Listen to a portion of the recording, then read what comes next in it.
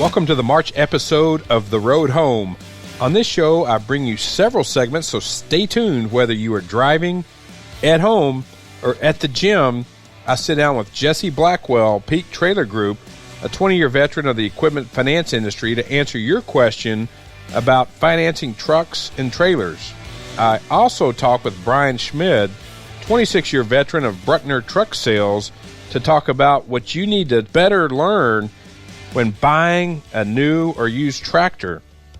And Ken Holladay, a former long-haul driver turned travel agent, to discuss another dream destination to the Caribbean.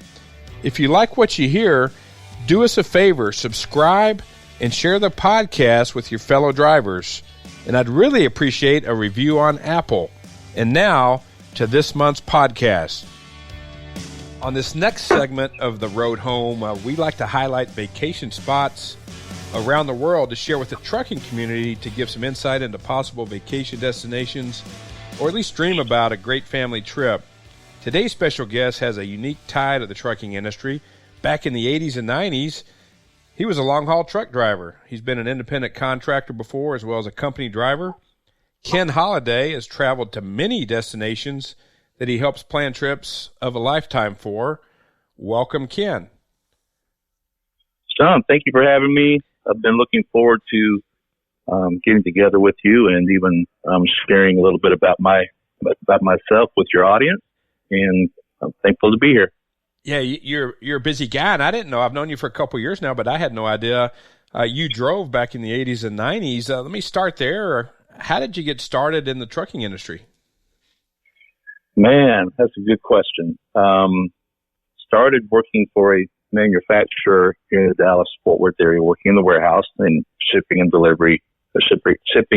receiving, And then through just a course of events, I was in my early 20s, course of events, they needed somebody to drive the hustling truck in the yard, which basically just pulls trailers around and spots them at the dock and gets them ready for their journey.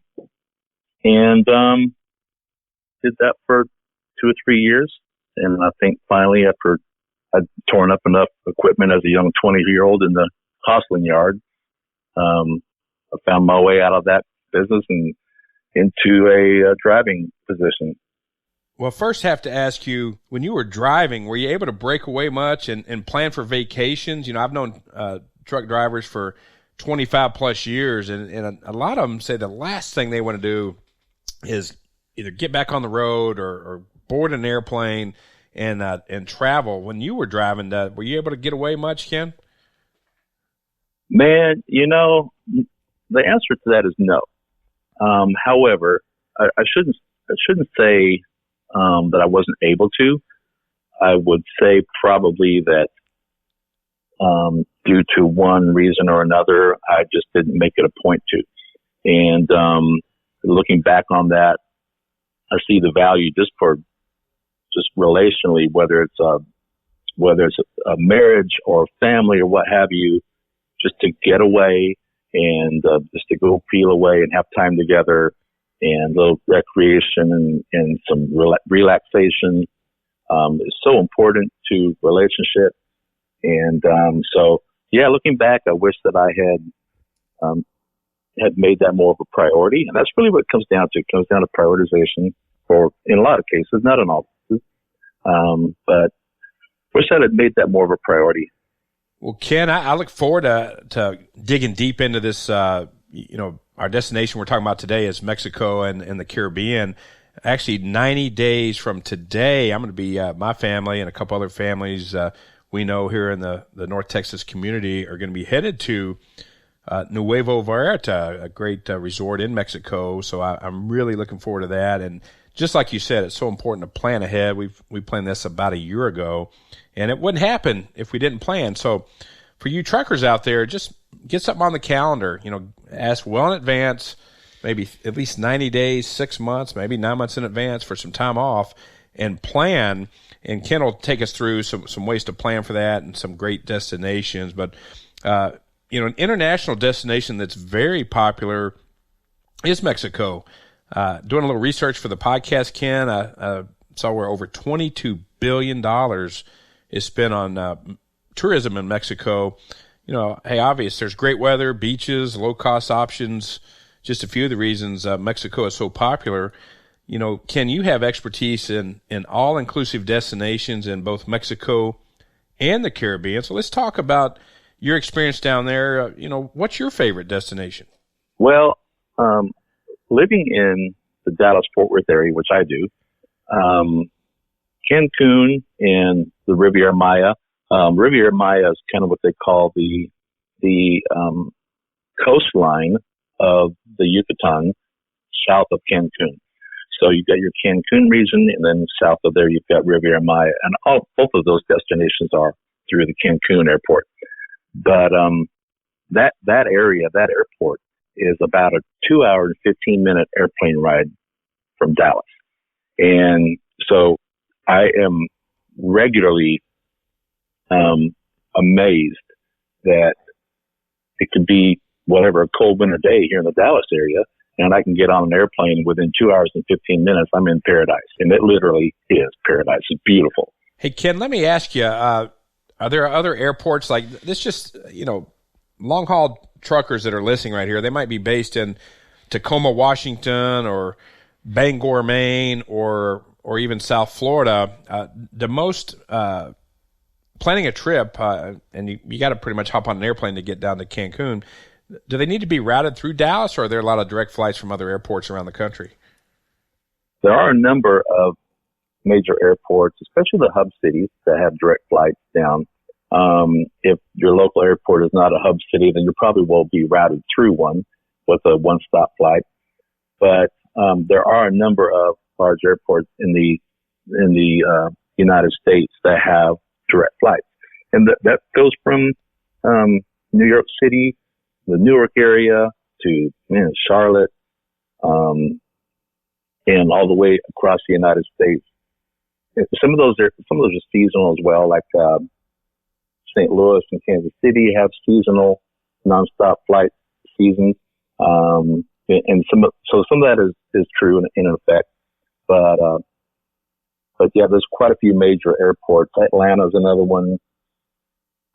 Miami, Fort Lauderdale. There's quite a few cities that have nonstop flights into Cancun, and then even into other parts of the Caribbean as well. And Ken, some people are wondering, with the tighter travel restrictions, it does require a passport now to get to Mexico. And can you take us through a little bit, the requirements and the time it takes to get a passport, both for adults and children? Man, that's a great question.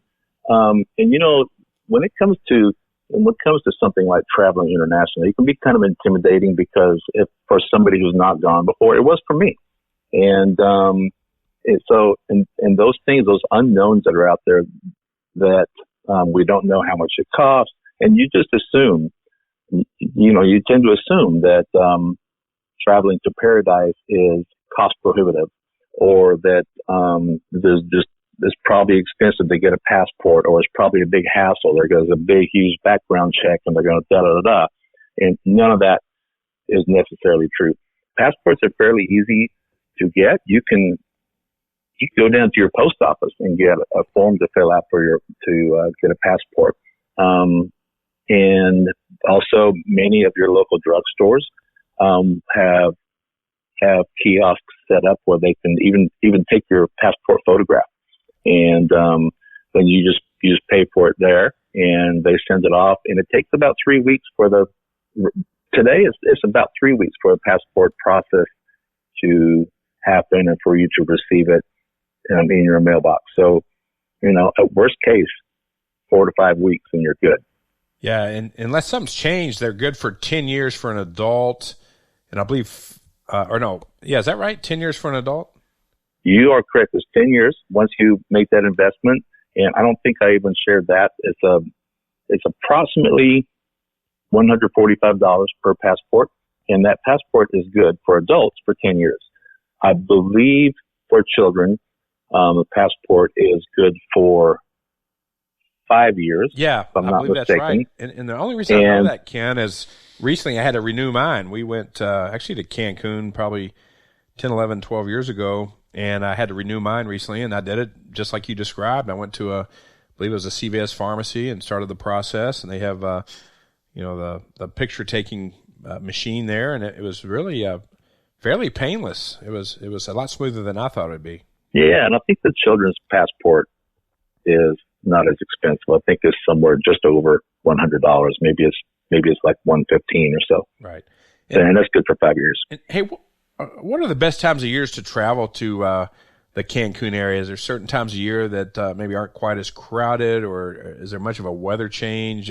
Talk to us a little bit about that.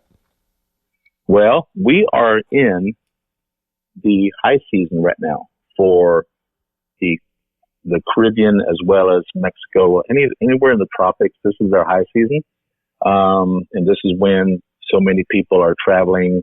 This is when it's the most expensive, especially considering spring break season is coming up. So you've got your seasonal travelers that are there to get away from the cold, as well as spring breakers who are getting away from school and taking their break. And so right now is the high season. It's the most expensive time of the year right now, and even this time of year is not terribly expensive. So then the least expensive time, the best time to travel is in the fall. I would suggest, for instance, October to November is the very least expensive time to travel, and it's a great opportunity to get away. The weather is great, and there's fewer people there. The fall is when everybody kind of gets out of vacation season. They're starting to get back into their routines at home, and far fewer people are traveling in the fall because of that. So it is quite a bit more affordable. And, a lot of people are still in school at that point, so it does make it not nearly as crowded. You run into a little bit of holiday here in the U.S. With Thanksgiving in November, but is that really a destination point for Thanksgiving travelers? It absolutely is. Absolutely. Now, that Thanksgiving week and Christmas week, pricing kind of spikes there, mostly the airfares spike. But outside of that week of November, it's a less expensive time of year to travel. Good stuff. And there's some confusion around all-inclusive. Does the one price cover everything when someone signs up for an all-inclusive trip? It does. It covers all of your, how do I want to say this? It covers all of your standard fare meals and a la carte restaurants and your drinks. When you start getting into some premium areas, like if you want a specific higher end bottle of wine, then there's an upcharge there. If you want to go to the spa and get a spa treatment, there's a charge for that. It's not considered part of the package. They do have some amenities that you can add to your stay to enhance your stay, whether it's go do an excursion and go see some ruins or go snorkeling or what have you, go deep sea fishing, those kinds of things. Those are add-ons as well. But even the on property, if you wanted, say, for instance, a cabana bed by the beach, then there is a premium that you pay for that. So there are some add-ons that add expense. Ken, we talked earlier about flying in and out of Cancun. My wife has recently checked flights for our trip to Mexico, and they've really spiked. We went last year, and it was about $300, and they've spiked to almost double that right now. What are the market conditions causing this, or for your clients, have you seen rates in the $300 to $400 to $500 range? Let's talk about that for a minute. That's a good question. The destination, I should back up. Your gateway airport that you're leaving out of has an impact on pricing because you may be going through a hub or what have you, and so that does have an effect on pricing. But as much as anything else, your destination affects that. And it could be anything from cost, the airline cost to get there, and the fees that they pay to go into specific airports, which none of us really know what those are. It could be anything like that to their seat availability on an aircraft, but then also is very often just related to class of service. So they have different class of service for seats on an aircraft. They've got so many seats that are designated to what they call basic economy. Basic economy is where they just strip the fare down completely, and you pay the bare minimum to get on an airplane and sit down in a seat. And then if you want to reserve a specific seat or reserve two seats together, you pay a fee for that. If you wanted to check bags, then you pay a little bit more for that.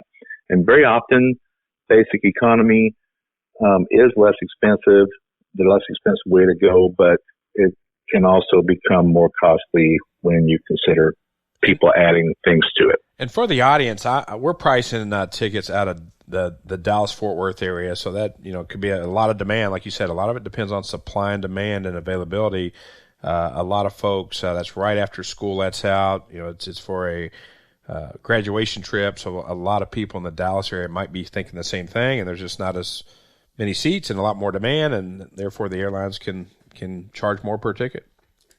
Correct. Yeah, and you've got so the different classes of service are then, of course, basic economy, we call BE, and then you've got coach, main cabin coach, and then from there business class and first class, what have you.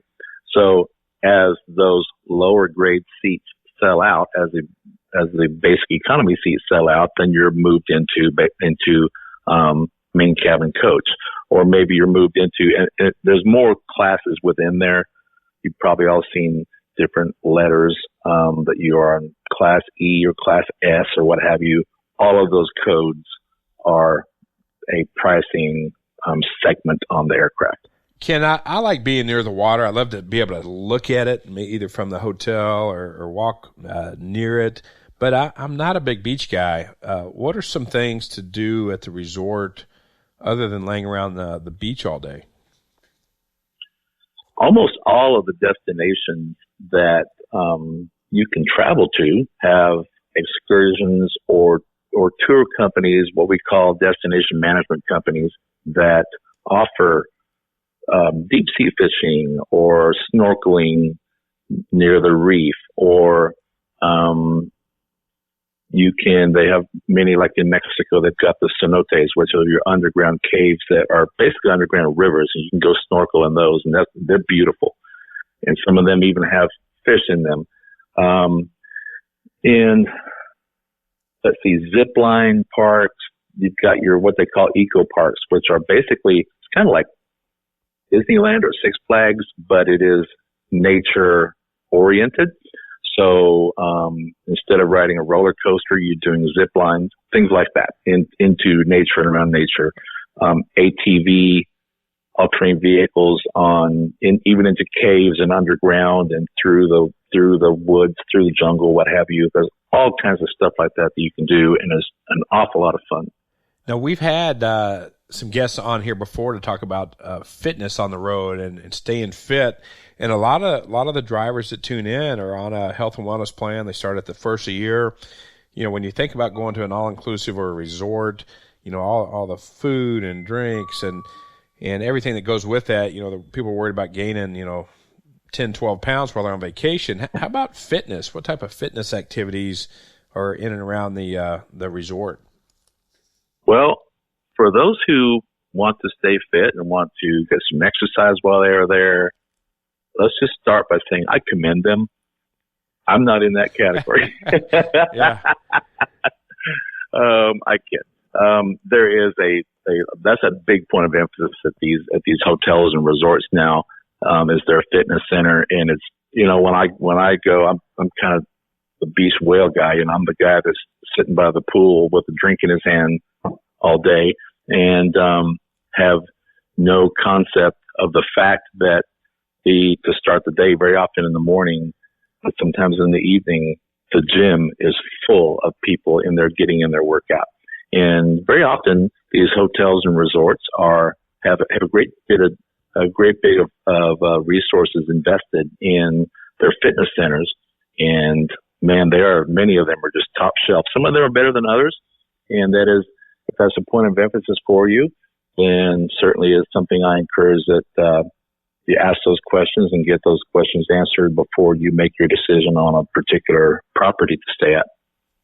Ken, you're like most. Hey, when we're on vacation, you kind of let your hair down a little bit, eat too much, everything else that goes along with vacation, especially at an all-inclusive.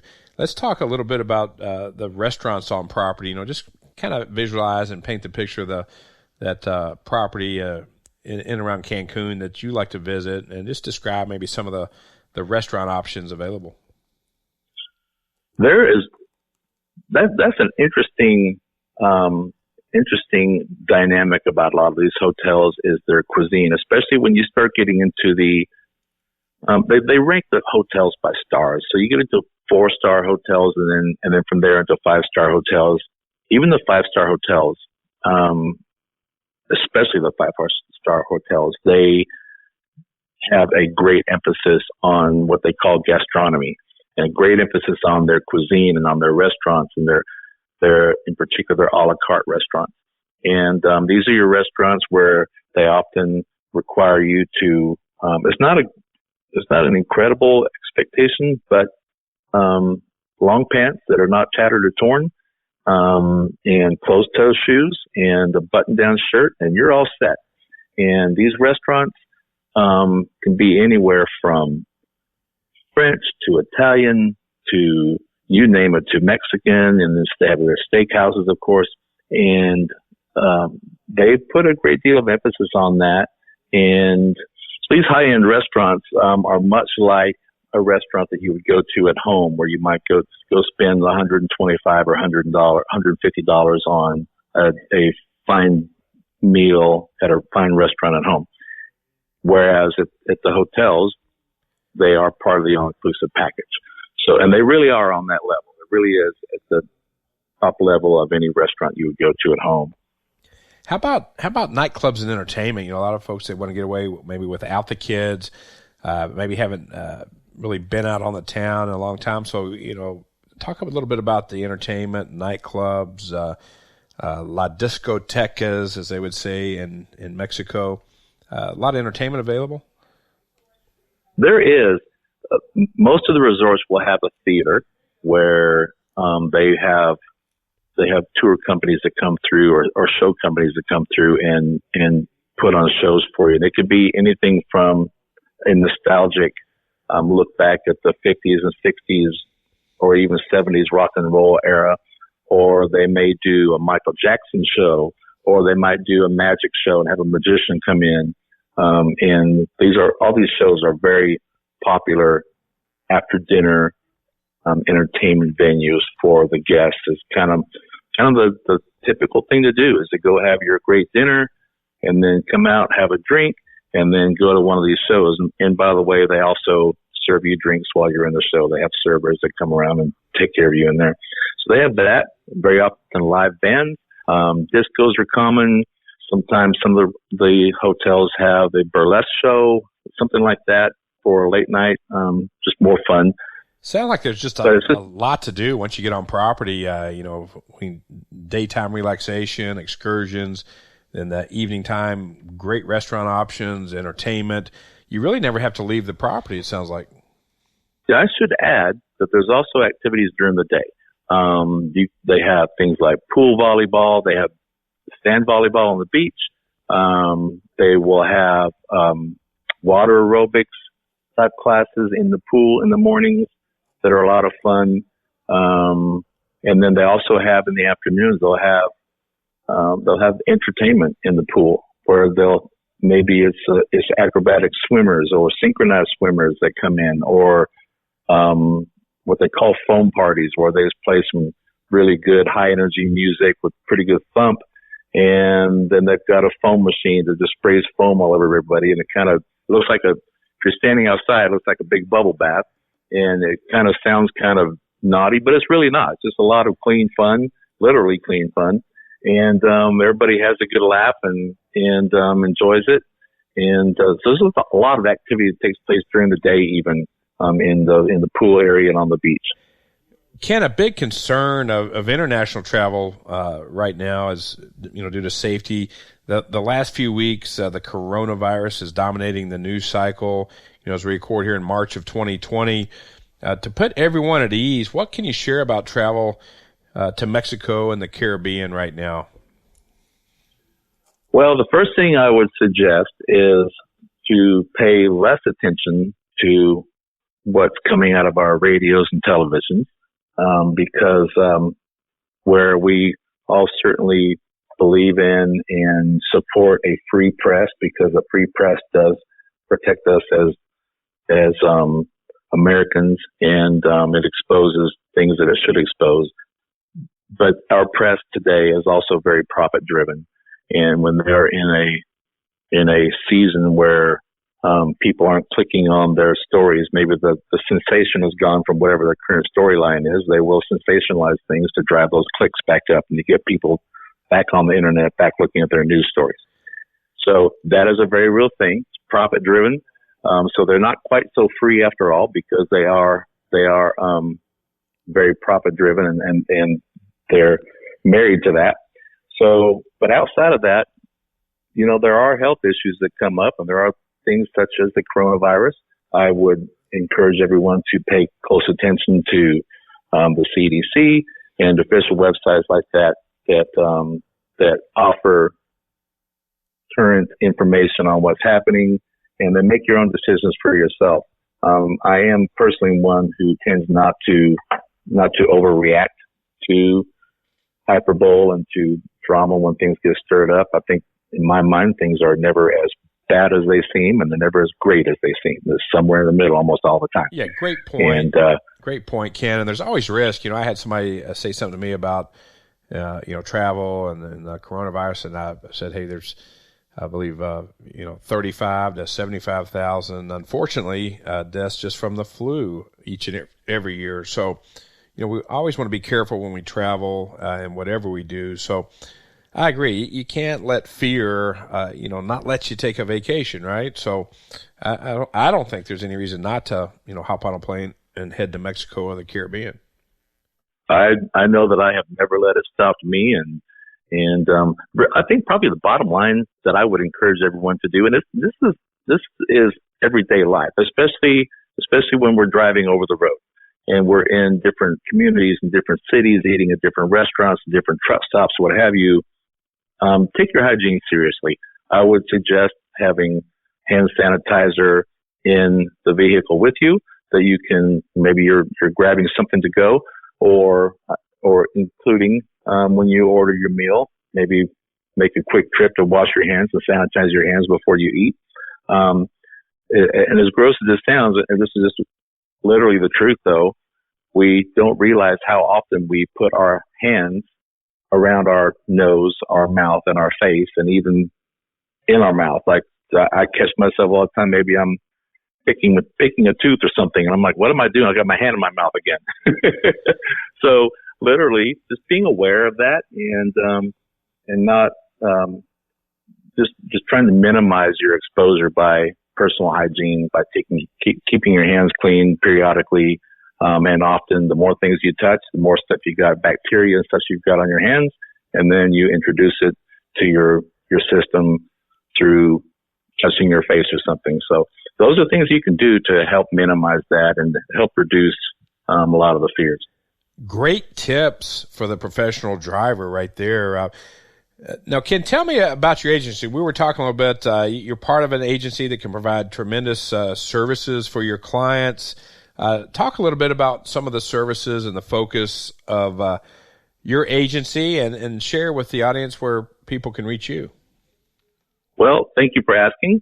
Our agency is called Grand Turismo Travel. It's Grand, like Grand Canyon. It's Grand Turismo, Turizmo.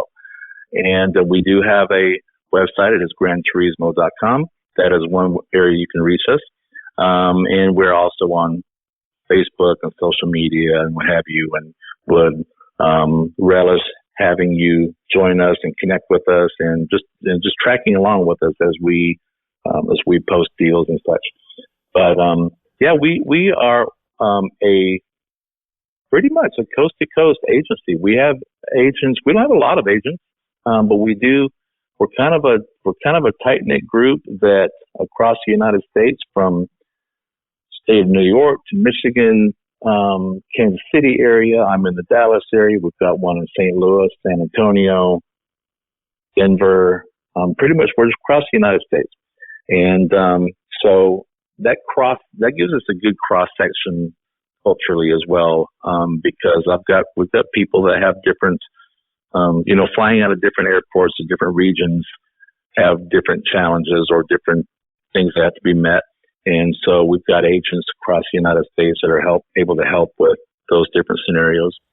But, coming from the trucking industry, as you can imagine, I've got a personal attachment to those who haul the goods.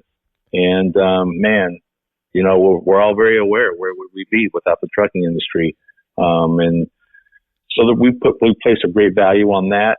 We don't charge any fees. Some travel agencies, all of our agents are home based. We do not have brick and mortar buildings, very often. So that helps keep your costs down. Absolutely. If you got a brick and mortar building, then you've got to pay for it. And so a lot of times those travel agents will charge an additional fee for their services to help cover overhead. So we keep that tight and we keep that down so that our overhead, so that we can minimize. We charge no fees whatsoever. We are paid when you book with us, you get the deal for whatever the deal's valued at. The hotels pay us. And that's where our commission comes from. And so, that's just a service. That's a service we offer to everyone. And the great thing about it is that it leads to word of mouth, and, friends tell friends. Next thing you know, we're needing to hire some more travel agents because we've got a trucking industry that wants to do business with Gran Turismo. We're excited to know that. Yeah, and it'd be so awesome, you being a former driver, be able to help other drivers book their quote-unquote dream vacation with their family or friends. It could be just a guy's trip. It could be a family reunion. And I look forward to hearing more about that down the road.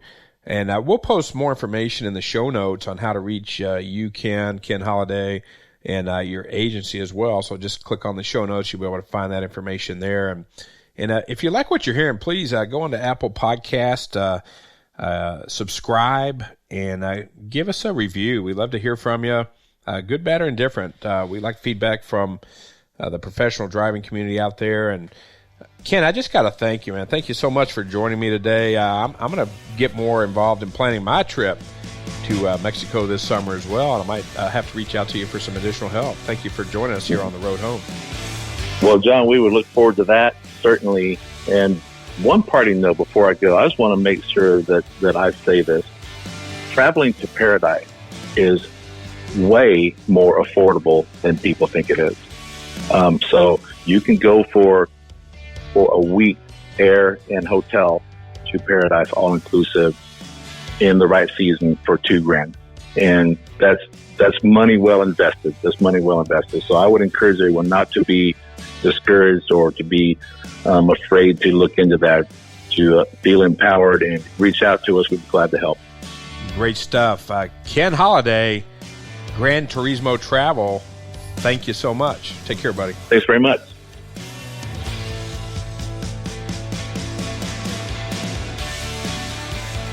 On this edition of The Road Home, Jesse Blackwell, 20 plus years in the equipment finance business. We're going to focus on trailers and tractors. He's currently the director of finance for the Peak Trailer Group in Dallas, Texas. Jesse, welcome to The Road Home. Hey, sir. How you doing? Man, great to have you.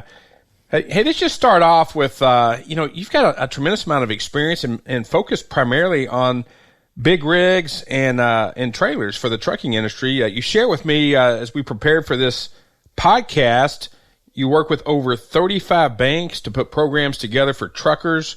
What's the current state of the union in the banking world towards trucking? We were talking earlier about the stock market. Here lately, we're recording on March the 2nd. The stock market's had a wild ride the last few days.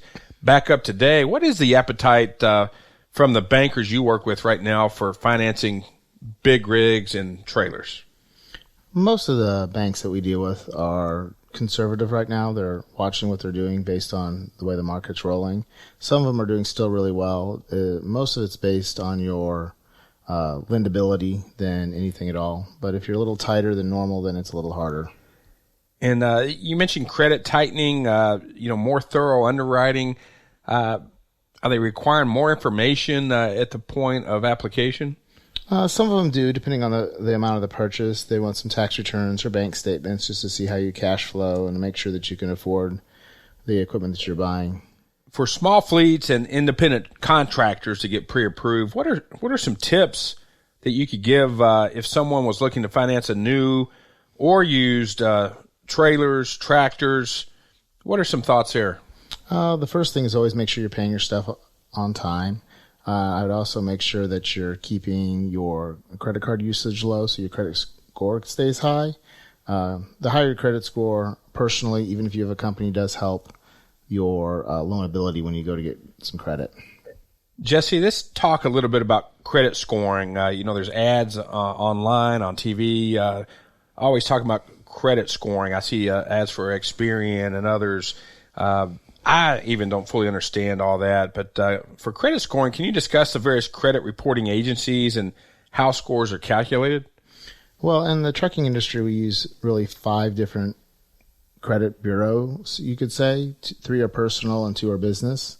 Use the 3 personal ones are Equifax, Experian, and TransUnion, and then for business, they use Dun & Bradstreet, and they use what's called PayNet, specific to the commercial trucking area quite well. And is there a way that an independent contractor, small fleet operator, or really anyone could gain some insight to their credit score before they actually fill out a credit app? I know I've talked to a lot of fleets over my career, and they're a little concerned, filling out a credit app, that may or may not ding their credit score. So any thoughts on that? The first thing you should always do is try to monitor your personal credit score as best you can. Most of the banks and credit cards now give you a chance to get your free FICO score on their website, so you can sort of tell where you lay. If you don't have that available, you can try some other places that offer some free services as well. And you mentioned that there might be some online tools or apps that they can look at. Anything that you would recommend? Other than their personal banks or credit cards they can get their FICO from, you can try like Credit Karma is popular because it shows 2 bureaus on it normally. And it gives you sort of your free credit bureau look and your score. And it updates more than once a month. Speaking of score, we were talking before we started recording. You mentioned kind of a key number, 650 or below. The banks may not approve a new piece of equipment to be financed. What can a fleet owner or independent contractor do really to improve that credit score? Most of the reasons that I find someone that drops below a 650 credit score is, other than not paying on time, is credit card usage. One of the keys is to just keep that paid off, even if you have to pay it weekly instead of monthly. One of the things that people don't realize is your credit card usage is updated about weekly on your credit bureau. So if you run your balance pretty high, even if you paid it off at the end of the month, it still shows a balance. And it can show your ratios can go off and lower your score quite a bit. I talked to a lot of small fleets that lease all their trailers due to the perception that there's lower operational costs and the leasing companies will take care of all the major maintenance. They may have a small office and maybe a really small shop, so they just really want the leasing company to take care of all that. The flip side is they never build any equity in their trailer fleet. What could you share with a small fleet about the benefits of buying versus leasing? Most people buy their equipment because they want to own it. If you have one piece of equipment, it works really well. There are multiple different reasons why you want to lease a piece of equipment based on maybe tax depreciation or maybe some maintenance per se. I don't lease as many trailers because there isn't as much to go wrong on a trailer as maintenance wise as a truck, where they can get a full maintenance lease or something on it. Yeah, that's a great point right there. So the advantage of the two, usually on a purchase, it's easier to get in and out of it if you want to trade or upgrade or downgrade to something else later. Leases are usually locked in a little bit longer, and they normally don't help your credit building if you need to as well. Here's a question that I get sometimes as well, Jess.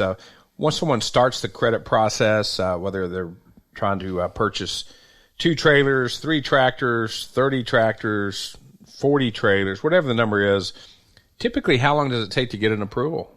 The larger deals take longer, but if a guy comes in with 1 trailer, you can get 2 to 4 hours. It can be a pretty quick approval if we get all the right information on the credit app up front. I've done $1 million deals. They take about 7 days, 5-7 days. They can take a little longer just because there's a lot more information to go over, and they usually spread the financial statements and stuff, so it's a more in-depth process. It'll depend on the situation, the variables in play. It's not like amount of the deal and the creditworthiness of the buyer. Yes. Any recommendations on how long someone, independent contractor, should keep a new trailer before trading in to maximize their use of equipment? Keeping the trailer is really up to the owner, to the value into it. Most people don't trade their trailer in to about the 3-year mark. That's to the point where they usually have a really good equity position in the equipment, and they can trade it in. We can give them some cash back. Before then, depending on how the loan was set up, you could be a little deficient in the trade-in, depending on how it's setting. Well, Jesse, that was very informative. Thank you so much for joining us on this segment of The Road Home. Thank you. On this next segment of The Road Home, I get to sit down with Brian Schmid, sales manager for Bruckner Truck Sales. He's been with Bruckner for 26 years, seen lots of highs and lows in this trucking industry, and it's so good to have you and to share your insight on what it takes to get into a new or pre-owned tractor. Brian Schmid, thanks for joining me. Thank you, John. Well, talk to us a little bit about how you got started in this business, and then you've evolved into sales management, and you work with independent contractors as well as larger fleets. So just give us a quick high-level overview of how you got started in the trucking business. Sure, John. Like most people in this industry, once you get in, you don't get out. Started 26 years ago and shipping and receiving in the parts, and worked up parts counter selling parts, and moved into truck sales and general manager, and now DFW sales manager here in Dallas-Fort Worth. So it's been a good 26 years. Well, a lot of great history, and then I think it's you won't mind me saying this. You've never once ever thought about leaving the industry or leaving Bruckner's, man. That says a lot about the culture here and the industry you serve. And we both I've been in the industry about 25 years, and it is great to serve truckers, especially what we're going to talk about today, small fleets, independent contractors. Just such a sense of pride, because everything we see in this office we're recording in today was on a truck at one point. Yes. Yep. Everything moves by truck. It's a great industry. A lot of good customers are friends, personal friends, and you can't really walk away from that. And it's a great company to work for. So, well, no secret, Brian. Here we are. We're getting ready to release the March 2020 segment of The Road Home. A lot going on globally in the supply chain. It's forcing supply chain slowdown, some stoppages with things going on, in China and around the world. And there's not a tremendous amount of demand for freight right now. It's definitely soft, which is causing a softening of the market in equipment as well. So why don't we start there? What are some things that an owner-operator should consider when purchasing a used truck today, and talk a little bit about what's going on in the used truck market? Sure. Yeah, John. So, actually, this is a really good time to buy used trucks. You can take advantage of kind of the downturn in the market. Personally, we've seen about a 25% decline in values since the fall. So if you're in the used truck market, there's some good deals out there to be had. Lots of dealers have too much inventory, and the only way to move excess inventory is to mark them down. 25% decline. That sounds really, it's hard to believe. That's a huge drop. Can you share kind of what when fleets trade in tractors, they typically trade them in based on a certain amount of mileage, a certain number of years, or a combination of both? A combination of both. A lot of the more advanced fleets have a pretty defined trade cycle, and then from there it just depends on the economy. Can they financially meet that trade cycle, or do they need to extend it out? Typically, John, values have dropped, nationwide on used trucks roughly 25% since the fall. So, we're seeing $8,000 to $10,000 difference in trades here in the last 6 months.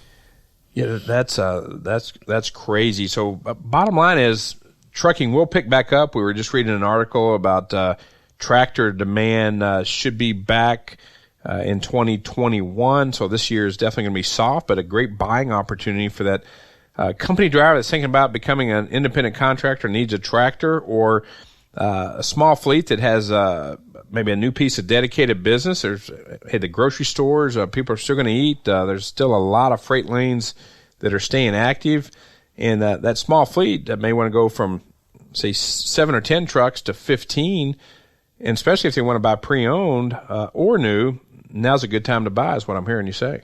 It is. And, I'd always suggest that you buy from somebody you know and trust, or, reputable dealer that has a good used truck recon program, so you know what you're getting.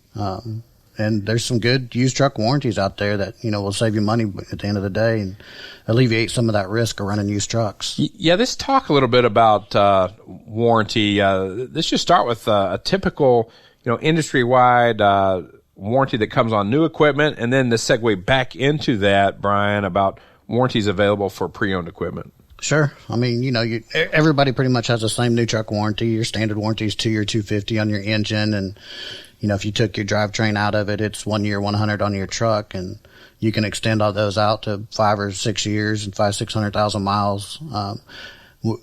The brands I'm familiar with, Mack and Volvo, we've recently announced that we can put new truck warranty on a late model used truck as well.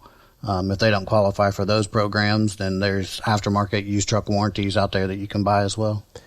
No, for the again, the independent contractor, small fleet, you always need a rainy day fund. Things aren't always going to go perfectly. You might buy a truck, has been well maintained or serviced, but things can and will happen. So, what would you share with the audience, Brian, about maybe reserving some cash for maintenance and unexpected repairs? Sure. If you're going to go the used truck route versus the new truck route, where you can have more of a steady expense path, then I would always recommend having a pretty healthy maintenance fund. That turbo that goes out, that EGR cooler that goes out, especially if you don't have a good used truck warranty to help offset some of that.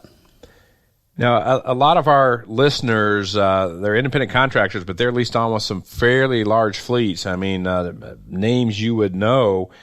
Are there some things they need to check into before switching from a company driver to an independent contractor about maybe certain model year, mileage restrictions that may be on a used tractor? Are there certain thresholds that some of these large fleets that have the independent contractor model require? Sure, John. Yeah, if you're going to go out on your own and be an independent contractor, there are some things you need to know. So a lot of the fleets will have like a mileage or age limit for owner operators, to be leased onto them. For example, if that fleet says, nothing over 600,000 miles can be leased onto us, well, then you may not want to buy a 500,000 mile truck that's only good for 100,000. And this talk a little bit about in the used market, certain specs. If a company driver now is looking to buy their own truck, maybe the very first time, I know I've been around the industry long enough to know there's a tremendous amount of different specs available on a tractor. What are some of the things when they consider buying a pre-owned tractor spec-wise that they should consider? And I guess it probably is more dependent on what type of freight they're hauling. Probably depending on what type of freight they're hauling, what trailers they're pulling. I'd always recommend looking for the most fuel economy spec that you can get. Fuel's money. Sometimes it's hard to spec out a used truck, but there's plenty of inventory out there now that you can probably find something that's going to meet your needs. And this segue over to buying new. Some of the fleets out there, they like buying new because it comes with a better warranty. They got the peace of mind that, hey, they can just, for the most part, drive, generate revenue from their freight, not worry about downtime or shop time. So what are some of the features they should look at in some of the new equipment or some of the things, some of the innovation you've seen in the industry here the last year or two? Sure, yeah. If you're considering buying a new truck, I'd always look for something that the features that you enjoy in a truck. You're living in that truck for a good portion of your life, so you want to be comfortable. And today, pretty much all we're focused on are fuel efficient specs. So fuel's money. Chrome don't pay the bills. So I'd always look at what the best safety features are in the industry you can get. We want you to come home every night, so we invest heavily in safety technology at Mack and Volvo, and that's what we try to encourage our customers to do as well.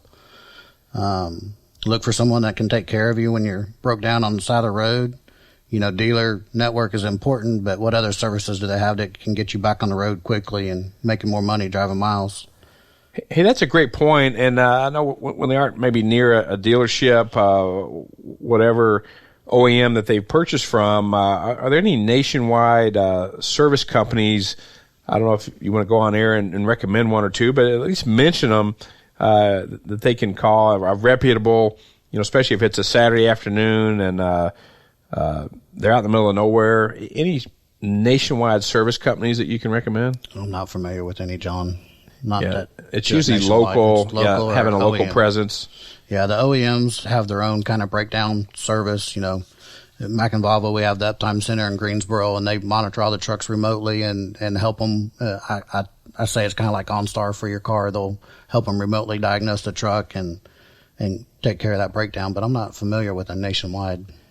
Yeah, I believe Kenworth, Peterbilt, International, you name it. I think wireless technology has really come a long way to monitor that stuff. It's really pretty fascinating. I was talking to a fleet the other day that talked about they can get the engine information just over the air or do some diagnostics. Are you to the point now where you can push engine information out over the air or change parameters, things of that nature? Yeah, we remotely monitor all of our trucks. We typically know when there's a check engine light before the driver does. They can contact you, let you know what's going on, help you with the whole breakdown process. We can even do software updates over the air, just like your iPhone. If you wanted to turn your road speed up, we can do that over the air. You don't have to go visit a dealership to do any of that anymore. This talk about, like you mentioned, over-the-road drivers spend, typically 5 to 15 or more days in their tractor while they're working. Sleeper bursts. I was at the Great American Truck Show this past summer. I bumped into you, as a matter of fact, and man, some of the amenities inside these tractors are just blow you away. Matter of fact, I was talking to a lady recently that's never driven a truck before in her life, and she said, "Hey, with automatic transmissions and as nice as they are, I might consider it." And I said, "Well, you should. There's a big opportunity out there." And actually, for the first time, there's a lot more women getting into the industry because they are nice, they're easier to drive, and they have a lot of nice amenities. Can you talk a little bit about maybe the downtime spending in one of these big Class 8 tractors? Sure. These trucks aren't like the truck your parents drove. They're pretty nice trucks, and there's all kinds of things you can do between APUs to maintain your climate so you're not running the truck, over the weekend or whenever you reset. There's satellite TV you can have in them. I mean, it can really be a home away from home. And we've talked a little bit about remote diagnostics and programming. How about some of the safety features built in? And, as I was driving into the Dallas area today, unfortunately, I saw a small SUV that looked like it had flipped and was up on a guardrail right here just north of Dallas, Texas. And I just hope, I don't know the outcome of that, but I just hope that they had enough safety technology built into that SUV that they survived the crash. So Sure. With that, could you talk a little bit about some of the safety technology built into trucks? Sure. Nowadays, the stability control is standard with all trucks. So in a jackknife situation or a rollover situation, it's going to apply the brakes individually to try to straighten you out and keep you from rolling over. New technology is everybody wants to talk about automation, and it's not necessarily driverless trucks, but things to make your job easier driving. So the collision avoidance, the lane departure, they're big players today. New Fusion 0.0 will actually take 55 miles an hour out of the collision. So if you're going, 55 or less, you should come to a complete stop and not run into them. There's a lot of safety, passive safety features also built into trucks. So, for example, with our trucks, the Mack and Volvo, they've got steel cabs instead of aluminum, which are inherently stronger. Airbags in the steering wheel, just like your car.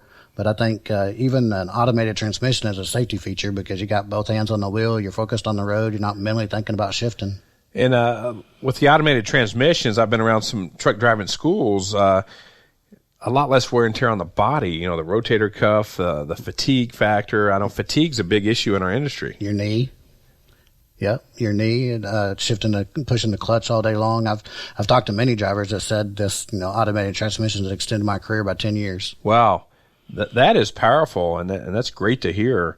When I was working in trucking operations years ago, Brian, we had a driver that had retired from like one of the big union companies like ABF or one of those, and was driving just as a casual. That's a term for like part-time, but ended up becoming really a full-time guy, and he was probably shooting his late 70s, but and at that time he didn't have an automatic transmission. But it's amazing to see the longevity of these drivers if they take care of their bodies and they still enjoy doing what they're doing. It's great to see. Yeah.